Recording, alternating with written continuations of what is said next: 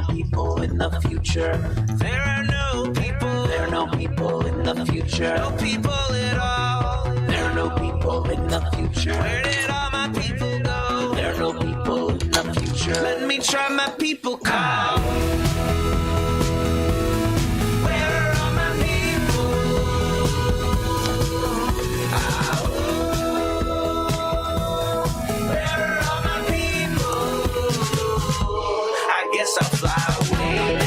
Yes, welcome once again to another episode of Raging Chickens Altitude Live. Yes, it is our call-in show for Monday, January 11th, 2021.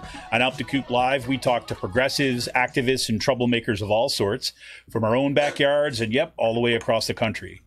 On Fridays, Sean Kitchen and I break down the good, the bad, and the ugly in state and national politics. And you can get all our shows by subscribing to our podcast on Podbean, iTunes, Spotify, or wherever you get your podcasts. And if you're out there, making sure that you're giving us that 5-star review, make sure that you're kind of sharing it with your friends, making sure you're giving that thumbs up, leave us that review, and that helps other people find our show.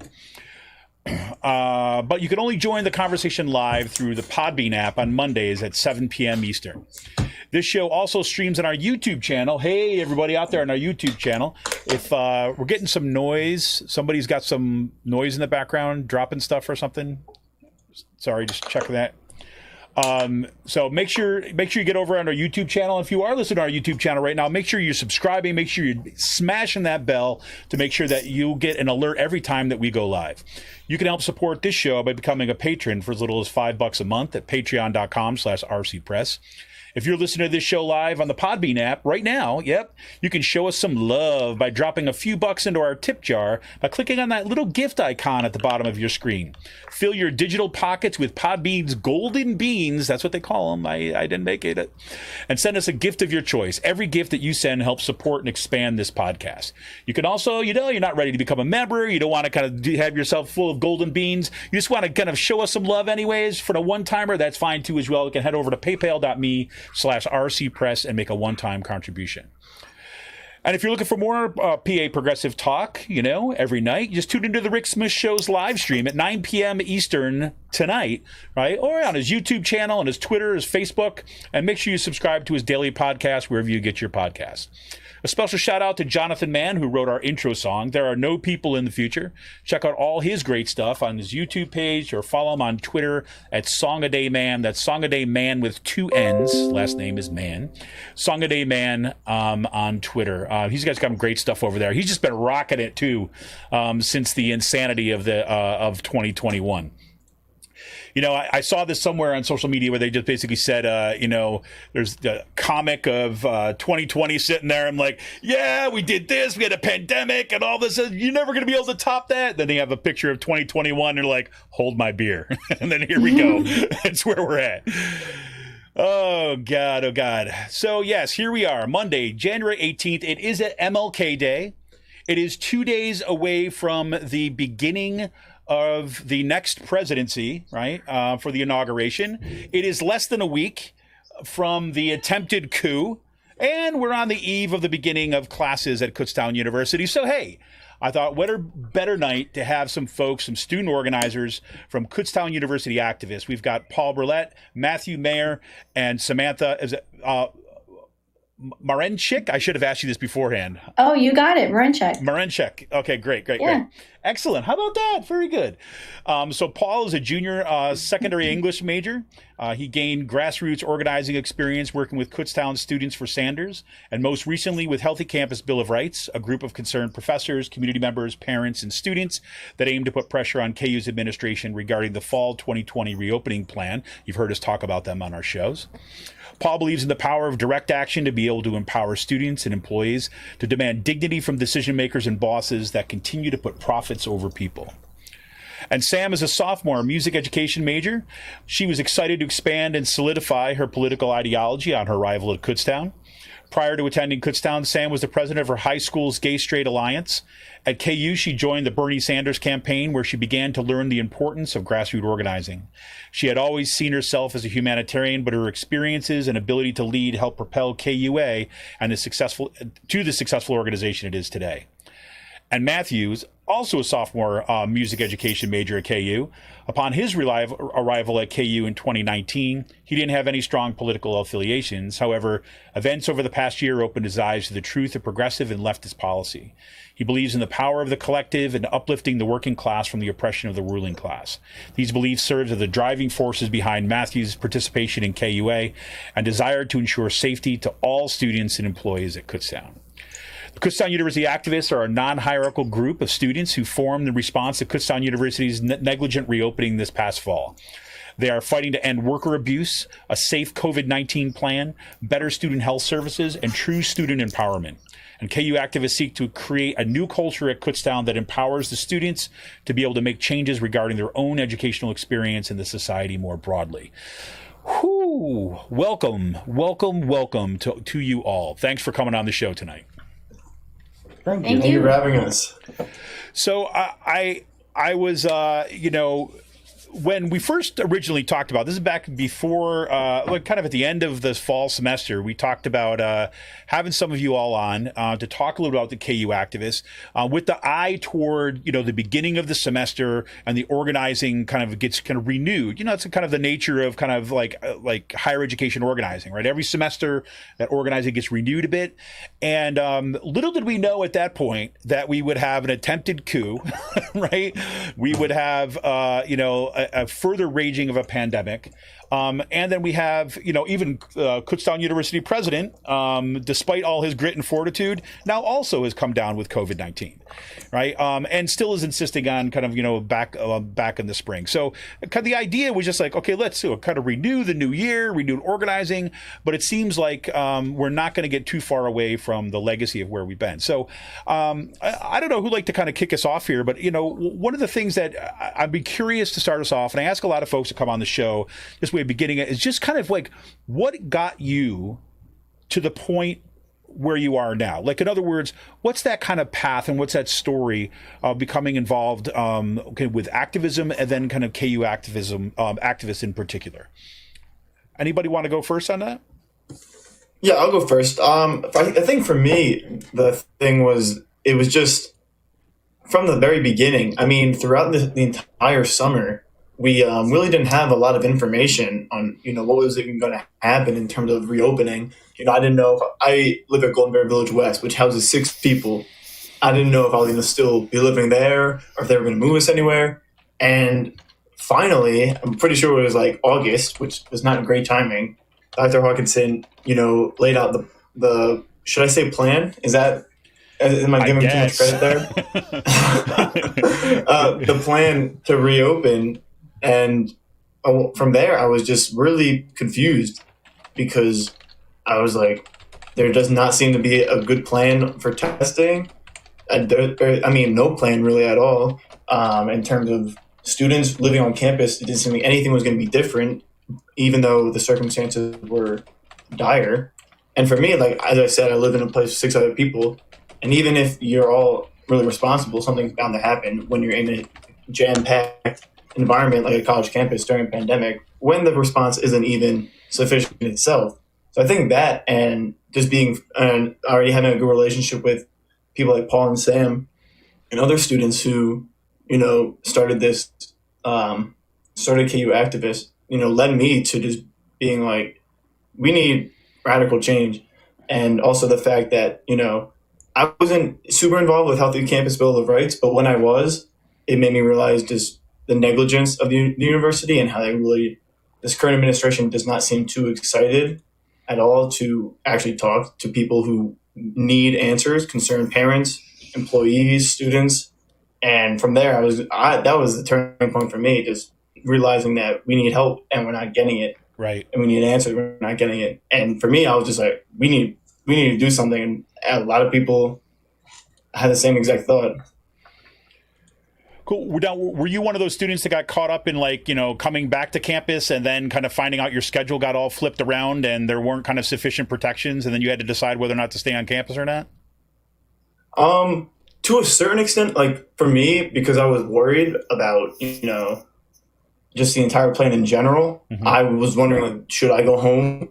The thing for me is I guess I didn't try hard enough if I wanted to like try and reschedule everything. But even if I wanted to, like, I'm a music student, so it's really difficult for me to try and just reschedule my entire, plan, because there's more. It's pretty meticulous how they want you to do everything, which is, no one's expecting a pandemic to throw any curveballs in there. But so I can't, for me, I was like, I would have preferred staying home to be safe, but at the same time, I kind of couldn't. Right. And that's the situation that I was in. Luckily, I turned out okay. I mean, I was responsible myself, but it certainly was not the most, it wasn't the greatest experience, and something that it clearly could have been better, especially because Kutztown is doing a lot more now, even though their new reopening plan for the spring still isn't sufficient at all. Yeah, so Sam, you're a music major too as well. Was your story similar to his, or what kind of got you to kind of where you're at today and your involvement with KUA? Yeah, I definitely had a very similar experience to Matt, seeing as we're in most of the same classes together. So upon arriving to campus, and before then, I was still in this big conflict of if I should go or not. Just seeing what would be best for me and myself, if to, be close to classes practicing, or to be stuck home and to be Zooming. There's a lot of just disconnection, trying to see friends, trying to not to.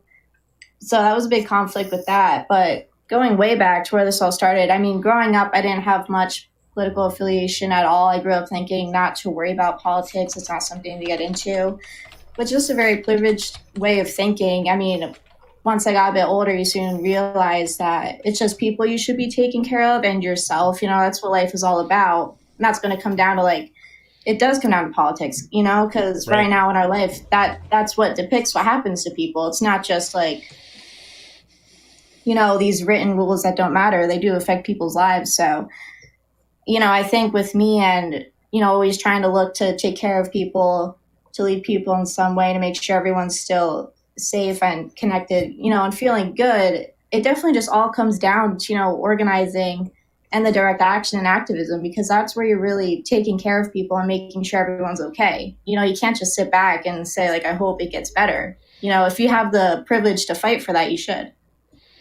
I love hearing you talk about kind of caring for people as a frame too. And this is one of the things that we see emerging in a lot of activist circles, and even kind of revisioning of our economies at this point, especially in the wake of climate change and the pandemic and so on, is talking about, if we look at what has emerged as, essential workers, the most important work. And it turns out it's those things that are most closely connected to caregiving, but are very often the stuff that's least paid, right? Most vulnerable.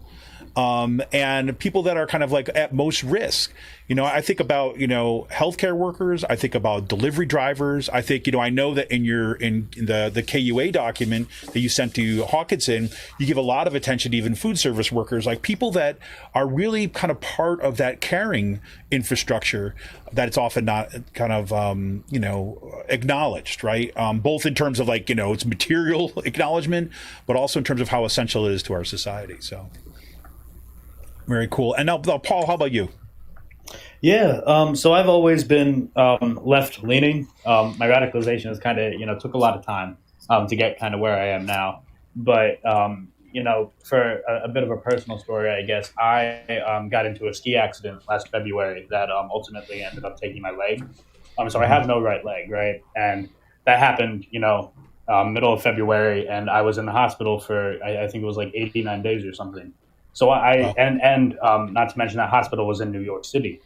So I was able to, see the panic and, watch our dear leader on the news not know what to say and stumble. And I was able to see the direct consequences of that. I remember every day when Governor Cuomo, was on the news, the whole hospital would stop and watch him. And now, he didn't do an amazing job, but, he tried, right? And there was a little bit of dignity there. And I just remember, people struggling with this and, not knowing whether to come to work. The hospital it was a orthopedic specialty hospital, and it slowly turned into a COVID hospital. I was on the only floor that wasn't for COVID patients. And I remember my doctor pushing me to go home. And I wasn't ready to yet, of no fault of his, but, you know, we didn't know what was going to happen. Right. New York was, you know, it was completely going crazy. And, you know, I come home and I saw Hawkinson doing the same things, you know, grit and fortitude. We're going to get through this. I'm opening back up. I don't care about the students, you know, ignoring student demands. And there wasn't, you know, Healthy Campus Bill of Rights was around. And that was kind of the main venue of pushing Hawkinson. And he refused time and time again to not go to meetings. We still have that issue, right? He won't talk to us. And, you know, that's the first step. So I thought, you know, what can I do? And Healthy Campus Bill of Rights is great, but there's a lot of professors in there. And we can talk a little bit about this for people that don't know. But they're scared for their jobs right now because of PASHE Chancellor Dan Greenstein. You know, consolidating universities, laying off, or I guess it's retrenching for professors, like, you know, hundreds of them. And, you know, Kutztown might be next. And that's kind of, you know, that kind of hampered Healthy Campus Bill of Rights in a way because, you know, they wouldn't want to go out and seem like they're causing too much of a ruckus. Right. You know, the work they did was amazing, and it was amazing just to have them to be able, you know, give their guidance to us and to be able to have that organization, you know, the Professors Union, APSCUF, there. But even APSCUF kind of turned their backs on us just because they're afraid, right? So I saw a need, and everybody in KUA saw a need for the students to stand up and speak and do something about the situation that's going on, right? Kutztown is broken in many ways. So, you know, our letter seeks to address some of those. Well, that's it. You know, I think that, you know, going back to that, you know, the Healthy Campus Bill of Rights, I think that you're absolutely right about that. I mean, as you know, I mean, I've talked to you, you know, in some of the meetings, and we have our Healthy Campus Bill of Rights and so on. You know, I was one of the kind of like founding members of that. And one of the things that, I mean, obviously, once the pandemic hit and if things got shut down, that was the first wrench that got put into the, you know, into the organizing machine, trying to kind of, you know, refine our feet, refine the kind of way of kind of moving forward as we're kind of reorganizing our lives. But when all those retrenchment letters were coming down and stuff, I mean, people behave in really, I'll be generous, interesting ways. Right, in situations like that. On the one hand, there's those folks who just, you know, they want to put their head down because they think that's the best way. If they don't ruffle anybody's feathers, they're going to be able to keep their job. I've never been like that, right? I've always been of the mind of like, the only way that you're safe is when you're out in the open and you're leading a public fight. Right. That's where the safety is.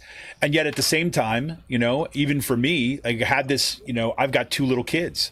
Right. And they were out of school then, too, as well. Then suddenly I'm kind of juggling, finishing off classes, trying to kind of manage my kids. And you know, my wife is a doctor, and she was, you know, she was working nonstop because of the pandemic. And so there it was. And so that took a huge hold out there.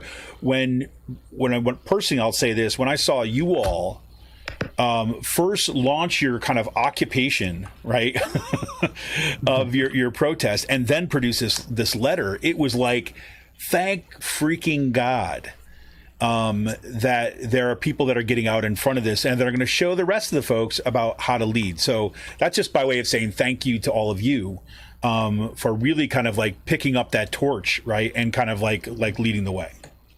Thank you. You're welcome. I wish it didn't have to be like that, though. That's the thing that's always is like bittersweet. Is like, yep. And it's always great to see like all the people we have in KUA that are doing a great job, and everyone works together really well. And they're like how you described this earlier. It's no hierarchy or anything like that, but it's just a shame that we even have to. We feel the need to do this because of the negligence of an administration that we're paying their salary. Absolutely. All right. So take me back to, or take our kind of listeners back in particular. I mean, for two Kutztown University activists, right? KU activists. Kind of, where's the organization at right now? how would you describe kind of what you're doing? We could go into kind of particulars about the letter or whatever, which is just absolutely freaking phenomenal. I've got some things that I'd love to hear your kind of takes on stuff. But where do you see the organization at this point? And give us that kind of the broad brush, if you will, about what you hope to do in kind of building this movement. Yeah, I guess I'll go. So for right now, our main goal is to build our constituency, right? We like to say, because we're non-hierarchical, that, we want to speak for every single student, whether they agree with us or not, right? We want to hear everybody's input and craft something together and really build that base of student power.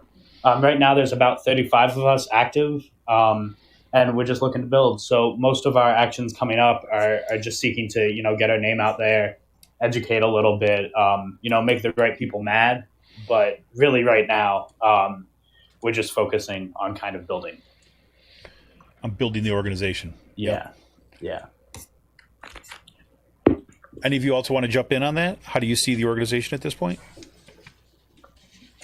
Yeah, sure. I'm really happy with how this has turned out from starting with it. I mean, when Paul first brought up the idea to me, I was like, wow, like this is either going to go really good or it's just going to, it's going to be, scary to set up just because with the atmosphere at Kutztown and stuff like that. But the amount of like friendships that have blossomed from this and like connections and, the group chats we have with everyone, it's all so positive. And I've never met so many people at once that are just all so kind. We haven't had any problems,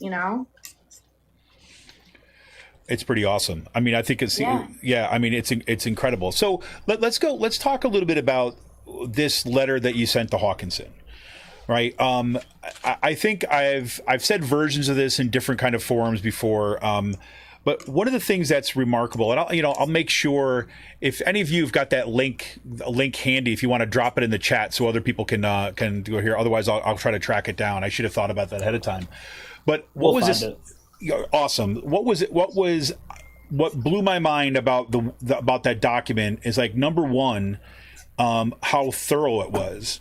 Number two, how much work that you put into, from my perspective at least, trying to represent a whole range of constituencies in there, right? In a really, I think in a way that kind of sets forth a vision. I mean, for the fact of the matter is, the first thing that, the first like number one item, right on the front page of this document, right on the front page is the mistreatment of Kutztown University's staff. Right. And, calling for, support unemployed food service workers, calling for paid sick days off, wage increases, hazard pay. I'm talking about protections of labor rights, talking about, PPE, talking about testing. And it's like 2 pages that starts this from like looking at the conditions of workers on campus. Right. And then, you kind of move to the lack of mental health services. And we've heard a lot about this. We had some activists on earlier on in the semester, or last fall at least, talk a little bit about exactly this issue, about the lack of mental health services for students, especially in times of crisis. Right? Talk about the horrible COVID-19 response team. Now, Kutztown University is leading, some of the public universities definitely, and most other universities in the number of COVID cases. We're over 340 now, I believe. Talking about, the unhealthy buildings, which has been one of my hobby horses for over a decade, because I happen to work in one of those ones that has black mold in the ceilings, and that we've had to kind of like go public with national publications just to get the university to even respond to what we're doing. Talking about a commitment to racial diversity, right? And there's long-standing issues of racism and exploitation and oppression of people of color at the university, both everywhere from students right up through faculty and staff. Right, commitment to LGBTQ and diversity, right? Making that commitment and calling for true shared governance. I mean, I'm looking at this document, and it's like a manifesto for where we need to go. I mean, so and then let me ask you this: did you have this document already when you did the sit-in on his office, in Hawkinson's office? Yeah, that's where we presented it actually to him. So take me through that process. How do you see this document as part of what you're doing in your organizing, and what are some of these kind of demands, and why are they there? Yeah, so somebody else should jump in whenever you're ready. But basically, these demands are, like you said, they're kind of our manifesto, and they're what we're trying to change. And we tried to make them very specific and very actionable, even going down to the minutia of including numbers and stuff. And how we kind of got this document is by talking to people, right? We talked to professors. The Healthy Campus Bill of Rights did these meetings where we heard from, parents, professors, students, and like staff members, right? So we heard a lot of these things, and we're like, okay, well, what can we do to fix this? And the act of actually, sitting down and writing it, me and Matt actually penned the whole thing with, everybody else's support, and then, because it took us a really long time to sit down and write this 9-page document. And then we presented it at our next meeting, and, there were a lot of changes. There still are some changes that need to be made to it. We're always taking a new feedback, right? But yeah, so we presented to everybody. Everybody at the meeting signed off on it. There's a date that we ratified it for fancy words and stuff. But then and then we went and we presented it to Hawkinson, and then we went down and we did a sit-in in the Dean of Students' office, where we also presented him and his office staff copies of our letter. And it was socially distanced. We all wore masks, even rubber gloves and stuff. And that was kind of our launching point. From there, we existed before then, but this was kind of like our big, coming out party almost. Yeah, I'll add to that. And I think the main thing too, a lot of what we even talked about in this demand letter is a lot of just experience. For example, I experienced some of the things in the COVID-19 response. I laid out a lot of that stuff because I've heard things from other students. I've experienced some of my own things with the university regarding COVID. And in terms of unhealthy buildings, like you said, we've heard this is not a new problem, right. And mental health services. I mean, there are countless examples and stories of people we have in KUA, our friends, and just people who have give us anonymous stories through what we do on the Instagram. And yeah, that's kind of a lot of where it came from. I think it's just a lot of just personal experience for all of us and things we've heard.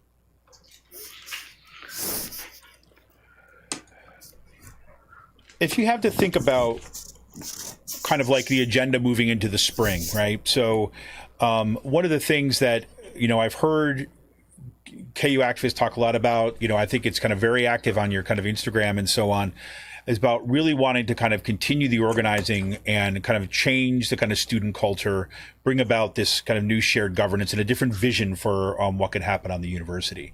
Can you talk us through that a little bit? Kind of how do you see that moving forward? When you're sitting down and talking to other students, and when you're kind of wanting to have those conversations about why it's essential, right, that you do this work, you do this organizing work, and why KU activists, you wanted them to join KU activists and be a part of this.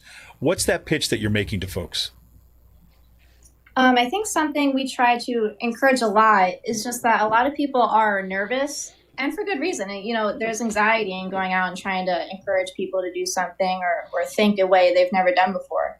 But with that comes practice, and I can vouch from experience from being in the Bernie Sanders campaign, Students for Sanders, and campaigning on campus. That was something I'd never done before and was very nervous to do. But after doing that for a few times, it really trains you just to be that type of person to go out there, encourage people, take, those that just keep on walking and ignore you, just to take that all in stride. So something we would encourage is just trying and being supportive. We're always supportive of people who cannot make it to demonstrations or too nervous to. We always try and make sure they have that support, just so they know, this is not, a peer pressure state. This is something that's, supposed to be volunteered for, and we encourage that. And from doing that, you're only encouraging more people to join us. and to see the type of activities we're doing, that this isn't, you know, some crazy organization, that we're really, you know, trying to get some, you know, better organizing here on campus. So it's a lot of just like encouragement and support, I think.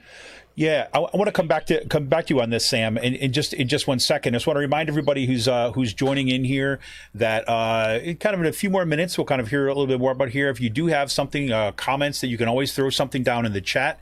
We're kind of monitoring that. If you want to call in, you got some comments, you got questions for a student, you got something that you want to add to the conversation and widen out this conversation, you can hit that little call-in button down at the bottom of the page.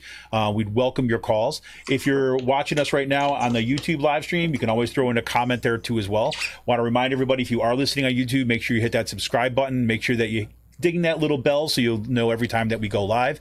And you can help support this show for as little as $5 a month by going to patreon.com/rcpress. Become a patron for as little as $5 a month. Right now, I forgot to mention this kind of really at the top of the show, but through the end of January, we've got a special for kind of any new patrons that come in between now and the end of January. You get your choice of Michael Brooks's Against the Web book, Cosmopolitan Answer to the New Right, or On Tyranny, 20 Lessons from the 20th Century by Timothy Snyder. So just head on over to patreon.com/rcpress. You can hit the $5 a month to help support this show and support the work that we're doing at Raging Chicken. Or you can leave us some love right now by going down and hit that little kind of gift button at the bottom of your app, and send us a gift right now. On any kind of gift that you send us through that kind of Podbean app will go to support this show.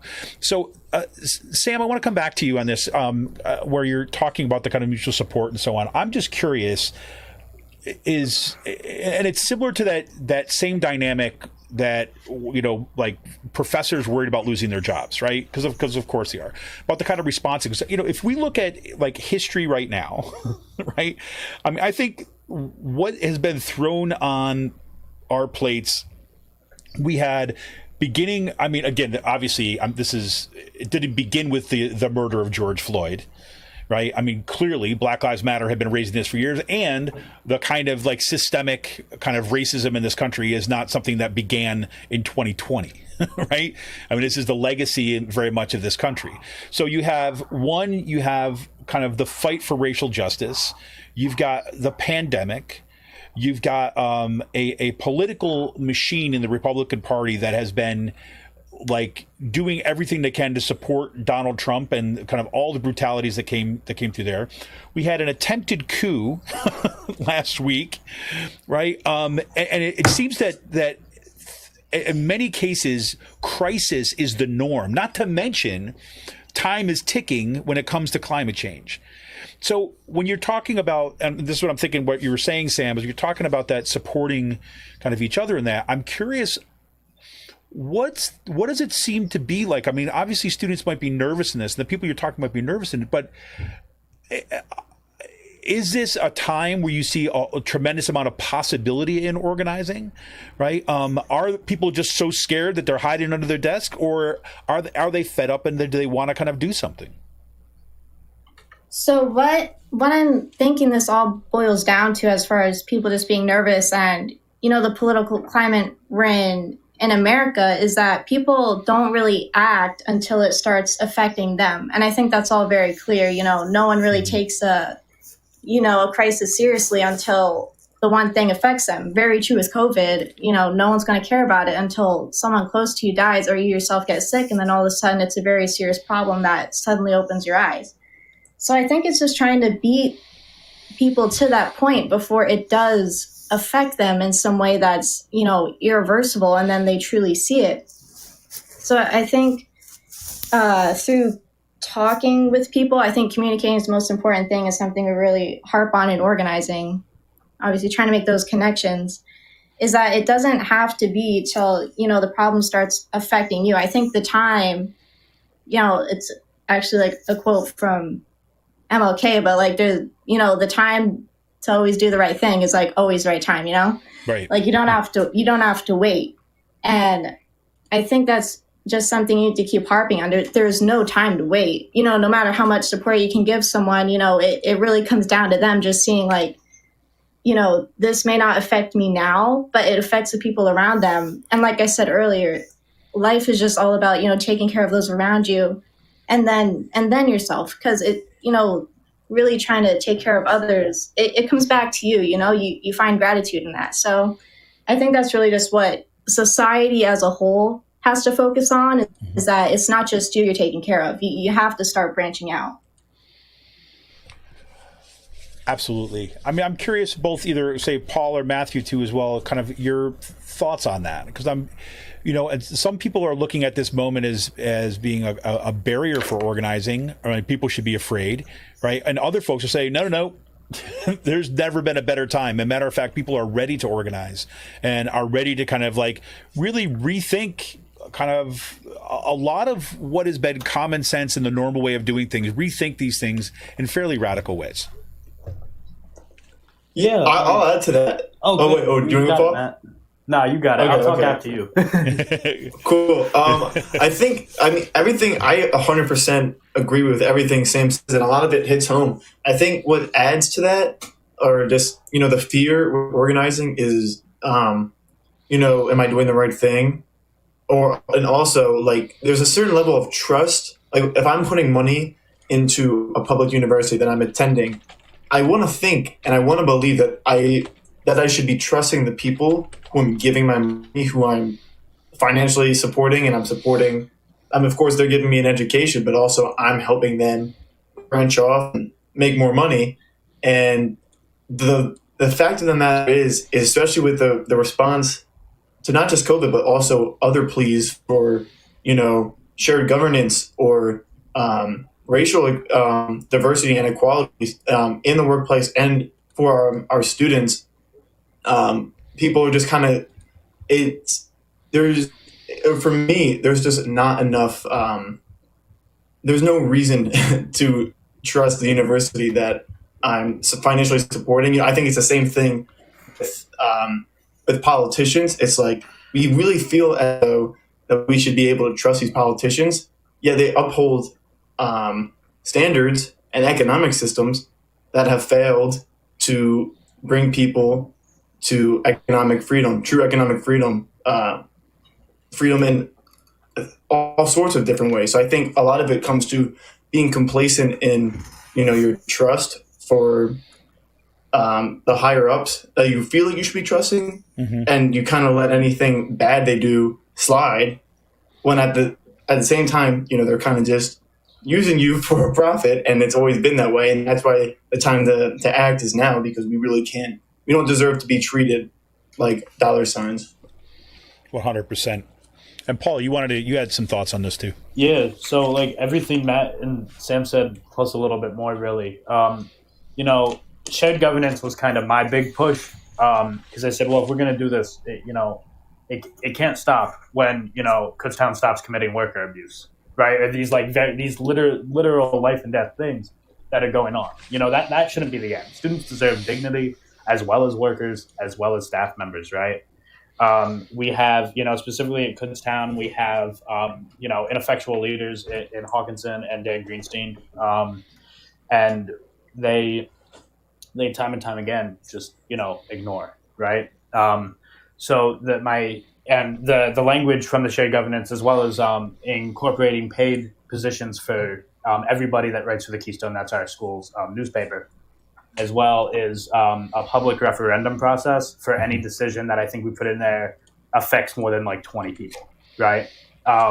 So that takes the power then, and that would be done hopefully by a direct vote, right? And that takes the power then, and it puts it directly in the students' hands to make these decisions for themselves that affect their education that they're paying for, right? And we see, we can talk about this a little bit more later, but the students at Kutztown, and especially in KUA, a lot of them, me included, feel that Hawkinson and Greenstein can't be trusted. It's Greenstein. Sorry, Greenstein can't be trusted, right? They are, by middle of nowhere PA standards, they're both wealthy, right? President Hawkinson makes more than Governor Wolf in a year, and I forget how much Greenstein makes, but he was from California. He worked with Bill Gates. These people, they don't stand for, what Kutztown's all about. Kutztown is a working class university through and through. It started as a teacher's college, Yep. right? And, what we've seen is kind of going away from that and offering the students less and less and less for, more money, basically.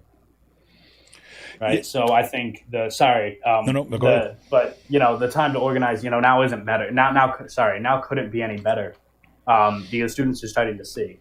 Right, they're starting to see because the COVID issue is directly in students' face. The mold issue in Lytle Hall. As an English major, I spent a ton of time there as well. The people that work and study in that building, it's right in their face. We have all these issues that are popping up, and it's creating a hostile environment for everybody at Kutztown, but the bigwigs, right? And I think it's easier to get people motivated over that kind of stuff, or the student that makes minimum wage on campus and, needs to go to the food bank. Not that anything's wrong with going to the food bank, but that should not happen, And the food bank is run by an outside provider anyway. It's not even run by Kutztown. So, we have like the Walmart scenario of, people working at Walmart on food stamps, essentially, right? And that's not right. Kutztown, the students, everybody that works at Kutztown, they deserve a livable wage, and that's also another thing that's not happening. 100%. I mean, one of the reasons I chose to come to Kutztown from the get-go is number one is I lived in Washington D.C. before I came here, and I was teaching as an adjunct faculty member at George Washington University and George Mason University, and I had an offer to stay in a permanent position at George Washington University, and I had an offer from Kutztown University, and what it came down to for me is the students at this university remind me of the student of like the neighborhoods that I grew up in, remind me of my friends growing up. Right. And it was always said, this is a working class university, and this is where I want to spend my time. And I had a mistaken belief, I should say, that the same commitment was shared kind of up and down the university system. And that was clearly naive on my part, but it was also going through a kind of a real significant change at that point. I mean, when I got at Kutztown, it was like we're seeing all this growth, but it was also the time where you start, that lawmakers kept on cutting the budgets, and more of the cost of higher education was put on the back of students and their families. It was being defunded at the state level, and it seemed like everything turned into this big PR campaign that was completely disconnected to the actual, the lived experience of students and faculty and staff in the communities.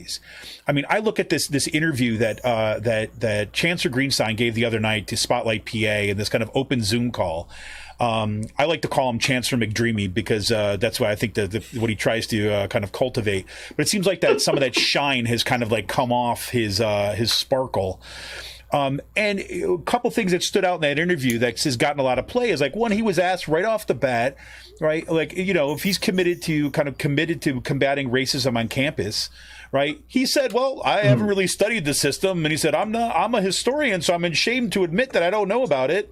And he said in a live interview, he said, that's a great point. I guess I should look into this, And then later on in the interview, which this is the part I think kind of to what we're really pointing to talk about tonight that just blew my mind, right? When you're talking about the coronavirus impacts, right? And some of these questions may even come from you guys. I'm not sure, but when it says, here you go. Yeah. In the fall, students at Kutztown University, along with their families, this is from Spotlight PA's write-up of it, students at Kutztown University, along with their families, faculty, community members, protest the decision to reopen campus for the current school year. But Greenstein said that he was not aware of any campuses where students said they felt unsafe. He encouraged students living in private residences or in off-campus housing to discuss their level of comfort and safety with their family and friends. And then, quote, students that I spoke to who were on campus in campus housing, I think they felt very secure, he said. Quote, I think they may have felt the pinch of the restrictions on their abilities to do things more than others. That when I read that, I literally threw the newspaper down, right? Especially after the fact he says he has no idea this goes on. And I know for a fact because I helped moderate a forum with you guys where he was invited to come and speak to this because of the problems. I was the one who sent the email to him. So, I guess he didn't read it, even though he did respond. So, I mean, this kind of stuff just blows my mind. And Hawkinson with his grit and fortitude stuff, saying that there's been no complaints for students.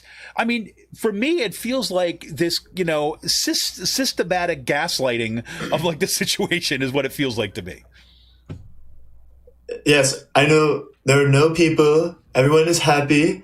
That's what it feels like. It's almost like we're doing a everything tremendous is job. fine. We're doing a tremendous job here. It's so wonderful. It's big. We've never seen so much grand happiness on our campuses before. Yeah, That exactly. is so good.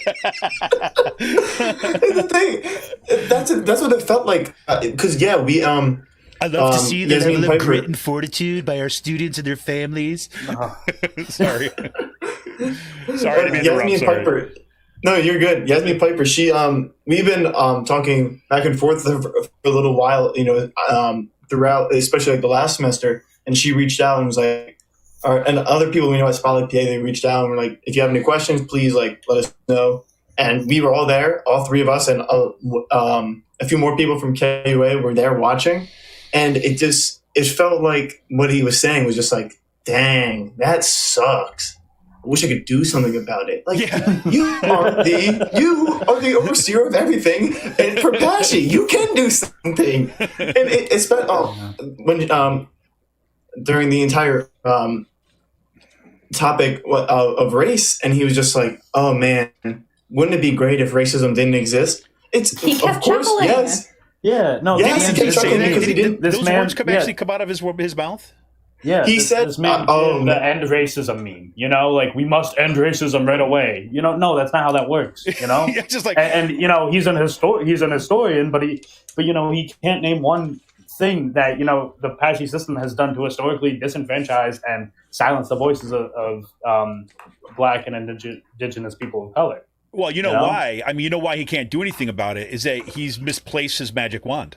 It's clearly he can't. He doesn't know where it went. He just lost it. Yeah. It was very disappointing because there's a lot that he can do, and you can hold people accountable. You can really feel like you can appear to be a leader and a voice for us, who may feel like we don't have a voice in the entire public university process. But he doesn't. It's almost like he's a puppet for something else, just like, we feel like our current administration is just like that too. So that's why for some of us who have been directly affected by the decisions of these people who we're supposed to trust, it's just so mind-boggling that this was like the perfect example. And it proves why neither Greenstein or Hawkinson would want to talk to us, because they don't know it feels like they don't know what they're doing. And I mean, that interview, Yasmin Piper, she did a great job of moderating that interview and asking tremendous questions that he just could not answer for the life of him. It was really disappointing that he went on there and really did not impress us with anything he said. And that's not even trying to be critical. I wanted to go in there and have some hope. I just couldn't. I literally just could not. That's crazy. I want to remind everybody who's joining us on the Podbean app right now, if you actually have anything, you got any comments you want to kind of jump on, you can hit that little call button at the bottom of your app, and I can pick up your call, and we could hear your kind of comments, questions for the students. The same thing, if you have any comments I've listed, if you're following us on YouTube right now, make sure you hit that subscribe button and kind of smash that bell so you know every time we go live. You got a comment, you could throw it in there too as well. But I look, I'm with y'all 100% on this one because, I mean, this has been my experience at Kutztown University, for a long time as being, active in our union for, since basically I came to Kutztown. And now, frankly, I have no problem saying this now. I've been kind of pretty frustrated even with my union, on kind of thinking that somehow we could all just get along. When clearly, in some ways it's a microcosm of what we see happening on our kind of national politics. Is like you've got these Democrats, especially kind of like, Democrats who are, kind of mainstream, kind of the leadership Democrats that are there right now are just going to say, okay, now maybe the Republicans are going to come to their senses, right? And I'm just looking as like, are you freaking kidding me? These people are calling in white supremacists to kill kill you, right? And you're thinking like, oh, the fever's going to break. No, it's not, And, I don't know where that sensibility comes from.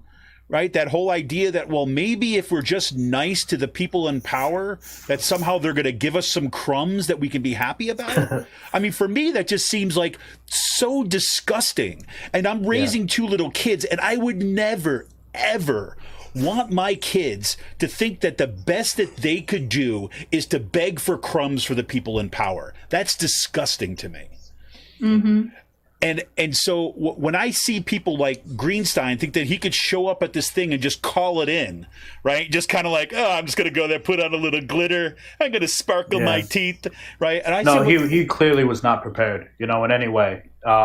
We could tell when he, first they asked COVID things, and we did submit questions to Yasmin Piper, and just unfortunately, his fumbling of the questions about race kind of took a lot of time, rightfully so. And, our questions weren't able to get asked, but at least she was able to ask about COVID. And I wish she had gotten to our questions because we called out, we had quotes from him and Hawkinson and dates and, numbers and stuff, right? And I can't imagine, how hard he would fall to actually being held accountable, It's astounding. I mean, this is what you realize. I mean, this is why I'm so glad that you guys pushed him hard on this, that she pushed him hard on all this stuff. Because once you get to see the chinks and the cracks in their armor and realize it's just a freaking big facade and a show, right? That's the opportunity to kind of show other people that too as well. It's like these people are just, I'm sorry, I'm a little upset now. I'm like, okay. I feel they're freaking jokes. I mean, right from the beginning with Hawkinson at the beginning of the school year, going out and putting out that video, which basically says, some of you may die. It's just like freaking Shrek Man himself is out there. It's like, and the guy, he's out there basically yelling into the camera about how everyone has to have grit and fortitude. And I'm thinking like, because there's working class students, I'm thinking, you know what? You're talking to the student, you're talking to the kids and grandkids of like miners and just like he said, right? Coal miners and steel workers. And you know what? They had bosses that were forcing them into the mine and saying, you got to do this, have grit and fortitude. And they got black lung and died. Right? Yeah, no, exactly. And what we have is, them. Hawkinson is co-opting this language of the working class, and he is not a member of the working class. No.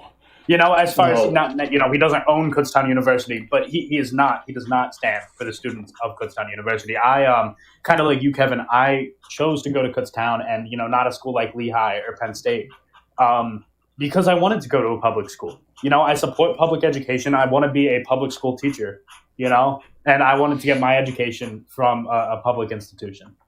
And like you, I thought they,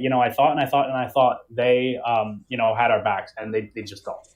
It's empty platitudes, and there's no vision, at all. At the Greenstein interview, I put you can make like comments or whatever. Yeah. And I didn't know that it was going to go to everybody. I was trying to message him and Yasmin Piper, and I said, shouldn't Dan Greenstein be the one with the vision? He's fumbling these questions. He's not providing any actual direct answers to anything. Just, that's really important, or not even that. Just completely disregarding some questions and saying, I haven't experienced this when people are emailing him. I have emailed him. I can show people the email and his response. Right. I even think we might have posted it. Or we might have posted some with Greenstein. I know we posted some with Hawkinson, right? Yeah. And there's just absolutely no vision and thought at all. Like, Kutztown just put in a new soccer field, which is great and all, but there's black mold in the buildings, right? and Legionellas, which is a water-based disease in our water. And there is just, it's a complete lack of, what people actually want. Like a soccer field is nice, but I'd like to not get sick, please. And well, and I think about that too, really about forcing. I've had a lot of students who are athletes, right, and who basically came back to campus in the fall, because that's where the training is, right? I mean, and we're a lot of the students who ended up kind of getting locked in, basically locked into their housing agreements and things like this because they were hoping that the season would start and so on. And we've seen reports now come out about the impact of COVID on like college athletes precisely because of their exposure. And you're talking about, and this is not, I mean, obviously you don't have to be an athlete to have these long-term effects, but you're talking about like scarring on your lungs. It's just causing problems and heart issues and so on. And so it seems to be an especially kind of like rich irony that you're going to put in the soccer field, but not take care of the people who are going to be playing on that soccer field. I mean, that just blows my mind. It just blows my mind. So I don't know. I don't know. I'm going to remind everybody once again, if you want any comments, questions, you want to call in, you got something to say, you got questions you got to ask, we'd love to hear your voices, hear what you think, hear what's on your mind, or other things that we haven't got a chance to kind of touch on yet. But kind of as we're kind of getting ready to close out kind of soon, but unless we get some callers who kind of want to come in here, give us some sense. Maybe we can kind of go through each of you on this one, a sense of your perspective of like, well, first of all, I like to think about like the end of the show is going to be an opportunity to talk about possibilities and plugs, right?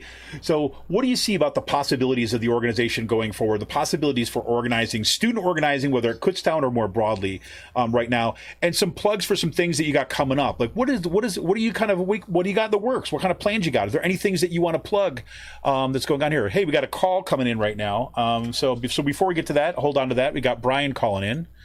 Let's see what we got here. Hey, Brian, can you hear me? Yep. Yes. I can hear you. Awesome.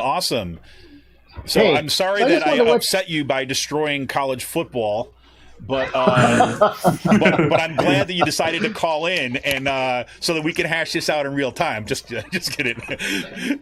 Now, Brian. That's right, Mahoney. I'm coming at you. There you go. No, so I just wanted to let everybody know you guys are doing great work, and I think it's great. But the other thing I wanted to let you know is it's just not your campus, right? I don't know if you've listened to any of the other shows. Like I've been on and talked about how this is happening at the University of Cincinnati. So the same thing is happening. New facilities, but we don't care about the students, right? Yeah, it's like fundraising for a football head coach's salary, but no fundraising for scholarships. So these are the types of things that I think it's great you're doing it. I also just want to show, I just want to talk about the idea or just throw it out there that it's not just you and it's systemic, right? I'm not trying to say oh, you guys should stop learning. I'm literally saying there's a really fertile ground for this type of organizing. At Cincinnati, there's a website called Boldly Bankrupt, and it's run by students, and they've been putting this together for some time now. And they're going over the exact same things. And that's the question I'd like to pose to you guys actually is, as this seems to be much like COVID, a pandemic, or at least, an epidemic in the United States, doesn't it just seem, from your point of view, that the people who are in charge are held to incredibly low standards? Yes. I mean, yes. It's one word answer, absolutely yes.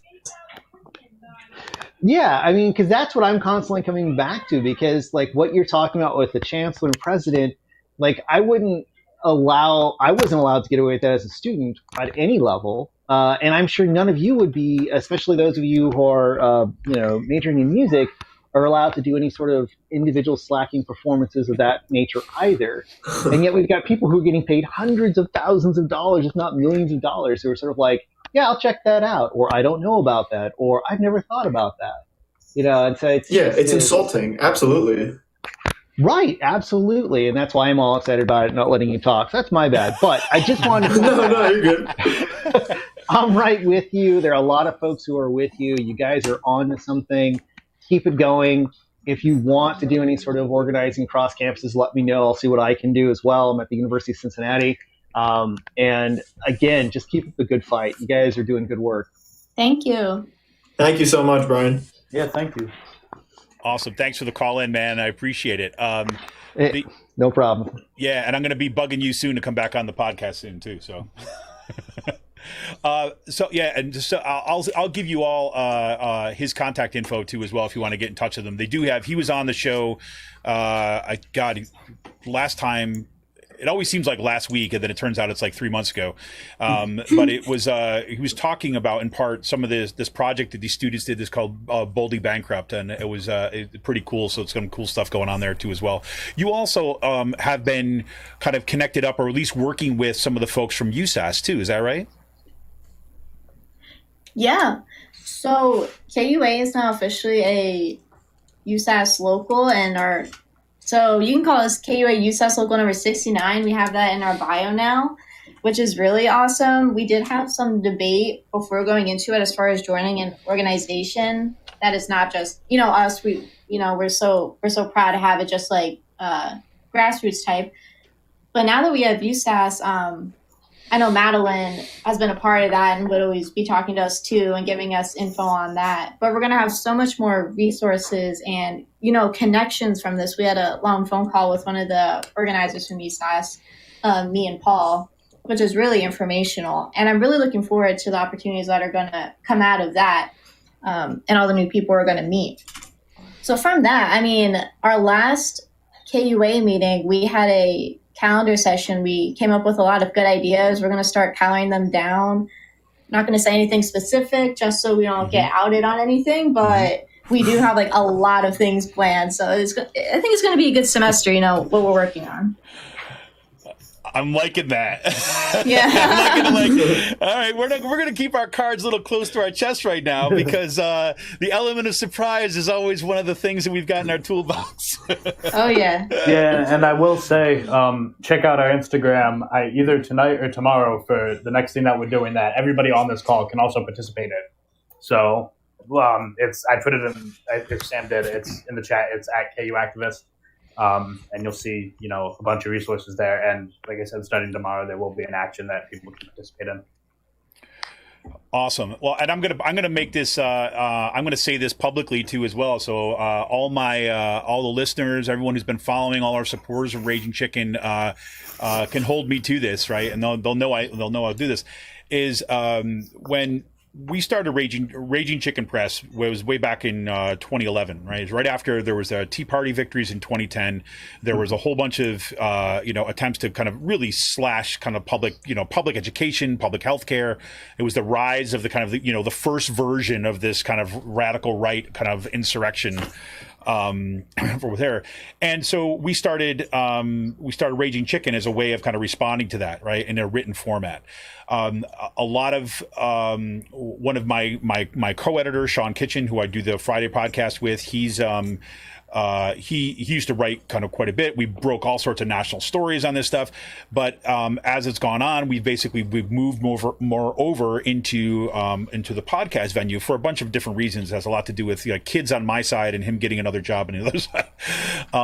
But I'm saying all that by way of saying is that the entire infrastructure of kind of Raging Chicken Press as an alternative publication is still there.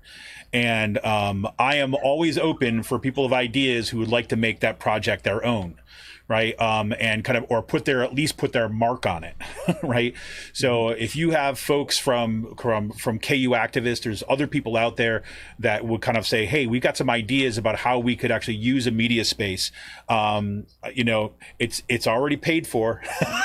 I'm willing to kind of help edit and help make it happen for anybody who wants to go on. So put that in your kind of kind of discussions, I guess, if you will, because I'd love to see that kind of re-blossom in the kind of the written and other media formats. So we're there. So other things that you want to leave folks with this evening, others say kind of looking forward toward the organizing ahead, or things that you want to kind of put any calls out to kind of students at Kutztown University or to the community, things that you'd like to leave our audience with tonight. Why don't we start with Paul? Okay, cool. Oh, no, Matt, go ahead, Matt. Yes, yeah. Fine. Oh, okay. I think if I was to say one thing, to, if there are any students listening, is I know it sounds scary, and to a certain extent, it is kind of scary to try and basically go up against the administration that of the school that you are attending. But we have been successful. Obviously, we've only been a thing for about we've only been an actual organization for about a semester now, going on our second semester.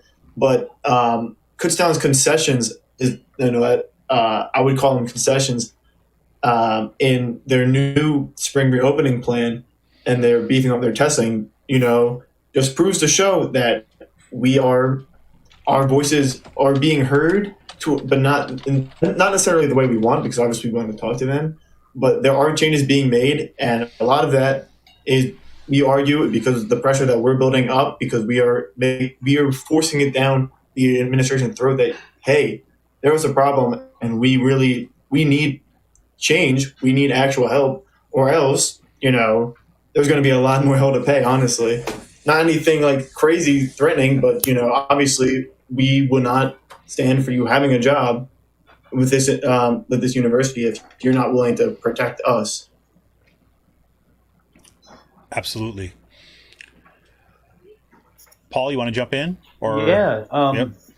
Yeah. So, to any students or, anybody that deals with this kind of, disrespect and silencing, you don't need to, that's not something you need to live with, right? There are organizations. I'd encourage everybody to, I'm a member of the Industrial Workers of the World. There are organizations out there that can help you, and they will help you. And if you're a student from Kutztown, and anywhere, start talking to people. Find out what what their issues are. Just get out there and try and organize a little bit. Make positive change for yourself and for everybody else. And specifically to students. You don't need a organization that is directly affiliated with the university to make positive change. Kutztown KUA is decidedly not an official university organization, and that's just so we don't face any disciplinary actions, or it's way harder to face any disciplinary actions because there is nothing to tie people back to it if they don't want, right? And a lot of times we see in organizations that are directly affiliated with, I'm going to say it, but like systems of oppression, right? Mm-hmm. They derive their power from that same system, right? So if your club is an activist organization and is also directly affiliated with the university, there are ways of silencing you, and that doesn't have to happen, right? And there are even people in clubs that don't want that change because they get their power from the same system, right? That's hurting other people.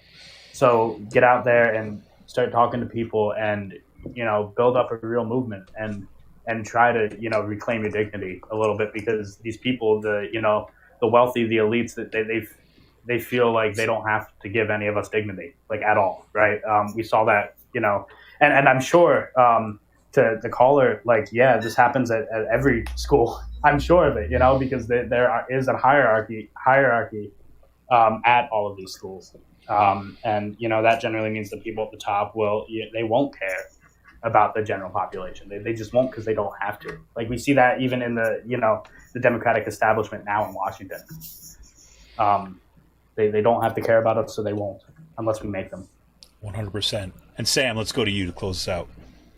Yeah, I'll keep it short and sweet. Depending on what you believe, you're only going to live once, and the power is within the people. So don't get caught up, too much in social media politics. Facebook arguments in the comment sections is only going to go too far. So far, if not anywhere, it's really going nowhere. Just don't feel the need to argue on Facebook, but get out there and organize, find the meaning in connecting with people and having those verbal, connections. That's where change is all going to happen. So, yeah. Awesome. Well, listen, I thank you all three of you, for kind of coming on tonight. I appreciate it so much. And I know you probably got tons of stuff to do ahead of classes tomorrow. But to join us on this Martin Luther King Day, 2 days before the inauguration, less than a week after the coup, and as we begin classes for the spring semester, here we go. It's a crazy time. So thank you all for joining me tonight.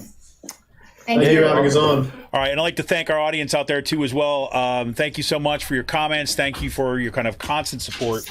And remind you that you can help support this show. You can help all that we do at Raging Chicken by going to patreon.com/rcpress and become a patron for little $5 a month. You can give us a one-time donation by heading on over to paypal.me/rcpress, or right now, and the last final seconds of sitting here on our show, you can down to the bottom of your phone and kind of hit that little gift app. Any gift that you send us will kind of help support this show too as well. This is Kevin Mahoney, editor and founder of Raging Chicken. We're going to be played out once again by the awesome Jonathan Mann. Thank you all for joining us tonight, and remind you that we will be back on Friday for our flagship show, Out the Coop with Sean Kitchen, failed coup survivor himself. See ya! My face, my arms, See y'all. can't tell if I exist. Am I the sky, the rock, or tree falling in the forest? I had a friend once, at least I think I did. I almost can't remember exactly what a friend is. There are no people in the future. No people. There are no people in the future. No people at all. There are no people in the future. Where did all my people go? There are no people in the future. Let me try my people to call. Where are all my people?